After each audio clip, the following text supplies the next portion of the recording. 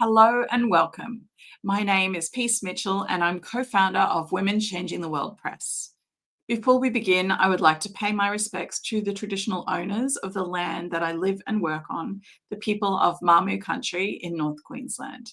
I would also like to acknowledge and pay my respects to traditional owners and elders past and present right across Australia and the Torres Strait. Well, I'm excited to be here to celebrate the launch of our newest book, Dreams and Determination. And to help me celebrate, I have one of my fabulous co-authors joining me today, Mumbi. Please join me on stage, Mumbi. Hi, Peace. Hi, everyone. It's so good to be here. It's so wonderful to have you here, Mumbi. Now, for people who haven't met you before, I would love you to introduce yourself and tell us a bit about you and the work that you do. Okay, so my name is Mumbi Hinga. I was born in Kenya and moved to Australia about 20 years ago, although it feels like I've only been here for 5 years. Um, my background is actually in nursing, simply because that was like a default path that was designed for myself. But after coming to Australia, I realized some of the things that I've always wanted to do as a kid, some of my passions are things that I had the opportunity. I was in a place where I could pretty much do almost anything that I wanted. And so I went into storytelling and filmmaking. I studied filmmaking. I've done a couple of films. And being a mom means that sometimes you just don't have the time to go into a photo shoot. I mean, sorry, into a film production.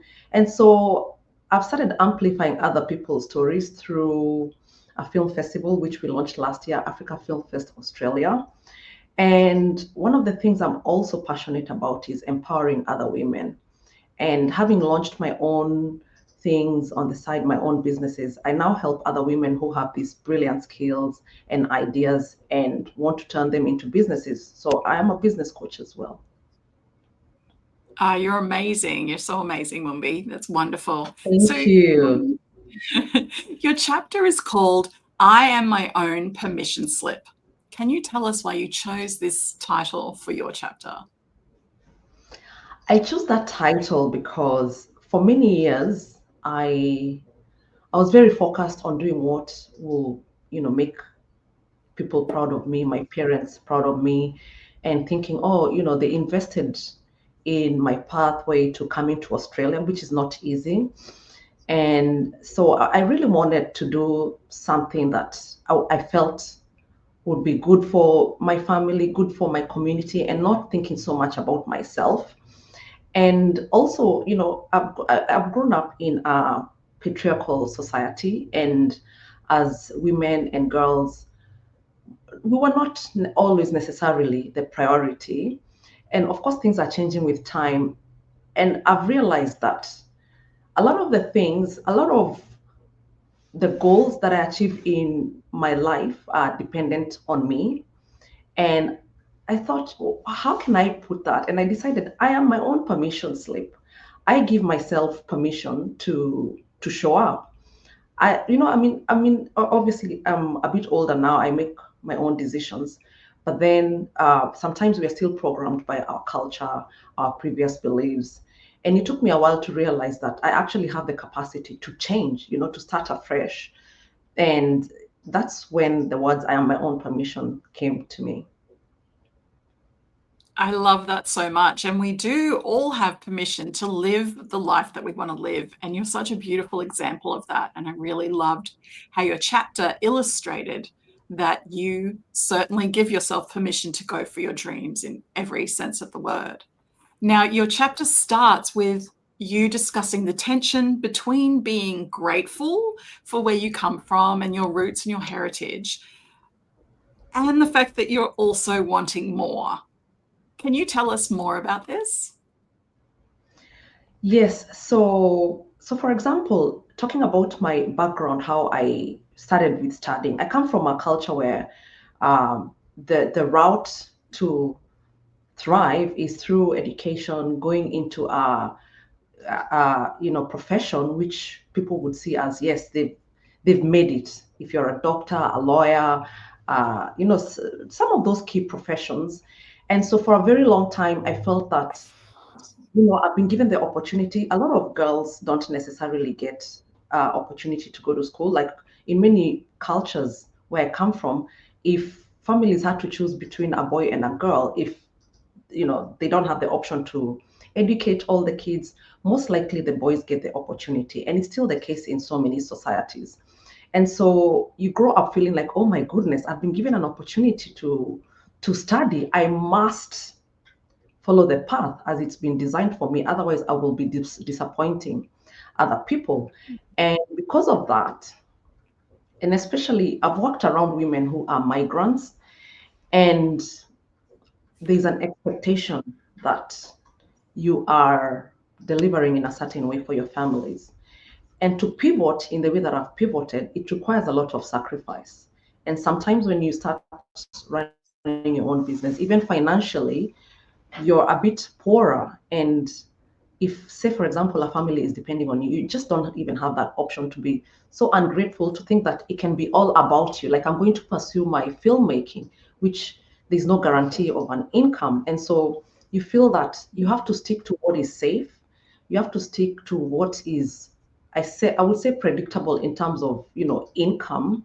So to decide that you're going to pivot and earn less money and perhaps not be there for your family financially the way you would if you had a full consistent income, you are kind of letting people down.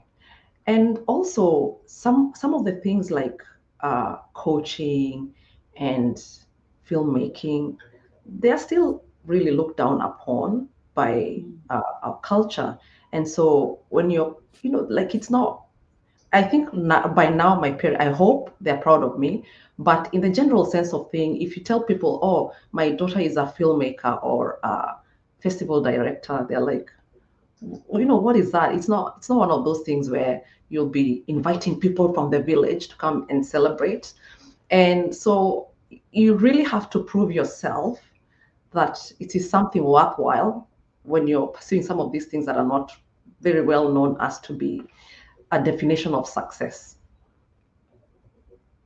That really sounds like a lot of pressure to live up to those expectations and that sense of responsibility. And in your chapter, you talk about misalignment versus burnout.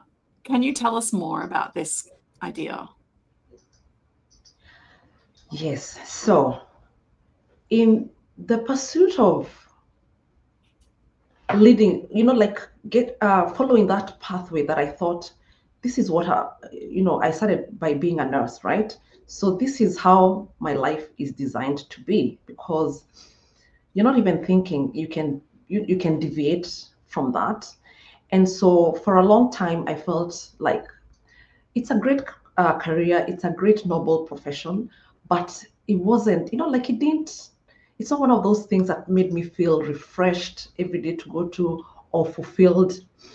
And so in order for me to try and kind of make that happen, I started to go deeper into the profession. I said, maybe it's where I work. I used to work in theaters, for example. I said, maybe I'm in the wrong place. So I invested in studying critical care. I started working in emergency departments. After a couple of years, I hated it. It's supposed to be like, there's even within nursing, there's a hierarchy of I guess, specialties, right? And when you're working in critical care, it's like, wow, you're working in one of the craziest places that you could ever do. I tried that. That didn't work for me. I was like, oh, maybe I need to try something else. I did 2 master's degrees thinking maybe I need to uh, try something else. I did public health, I did health management. And then I just realized after spending so much time and so much money trying to expand or explore this world, I realized I'm just so misaligned with this profession, and I'm looking for answers in the wrong place. And so I had to dig down within myself. What do I really want? What do I like? How do I see my life unfolding? Uh, so I started to explore looking back, and I had to go through a process of with a coach trying to understand myself. We went back all the way to when I was 9, 10 years old. Who was I then? What did I want? What were my goals? And with time, I started to think about what I actually like, what would make me excited to wake up to.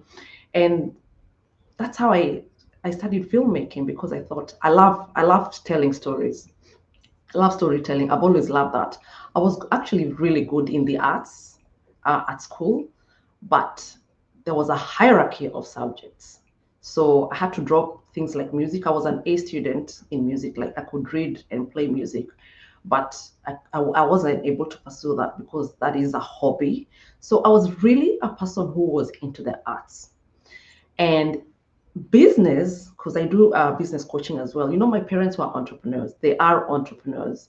But for some reason, they did not want us to be entrepreneurs, perhaps because they know how hard it is to start a business and there is no guarantee of income. But we used to work for my mom during school holidays. Like she had a shop initially, and then she had a cafe. And when we were on school holidays, she used to be on leave. So I knew how to run a business from a young age. And I realized these are some of the things I want to do. These are the things that would fulfill me. And the moment I got into that, the alignment came in. And that's why something like the film festival, within a couple of years, the height we've reached is so significant, because this is something that, when it wasn't work for me. It wasn't basically work, because they say when you're doing what you love, you're not working. And so I can see how me aligning with business coaching, running a film festival, with my vision, like my soul, has helped grow a business. Like it doesn't, like I'm able to commit to it in a way that I wouldn't if it was, for example, in nursing. I love that so much. And congratulations on having the courage to step away from nursing and into something that felt so much more aligned with who you are and what your dreams are. It's just been such a delight talking with you today, Mumbi. Thank you so much for being here. And thank you for your beautiful chapter in Dreams and Determination. I found it super inspiring, and I know our readers will as well. Thank you so much for this opportunity. I'm really glad to share it. And my two girls, they really are one of the reasons I do this. And I can't wait for them to read that chapter. And hopefully that will inspire them to really be who they are, not to worry about what I want for them. Of course, to some extent, yes, but just be themselves and pursue what they want. Yes, absolutely. Absolutely. Well, thanks again, Mumbi, and thank you to everybody who's tuned in. You can grab your copy of Dreams and Determination at wcwpress.com. All right, well, that's all for now. I will see you again next time. Thanks, everyone. Thanks, Mumbi. Bye. Thank you. Bye bye.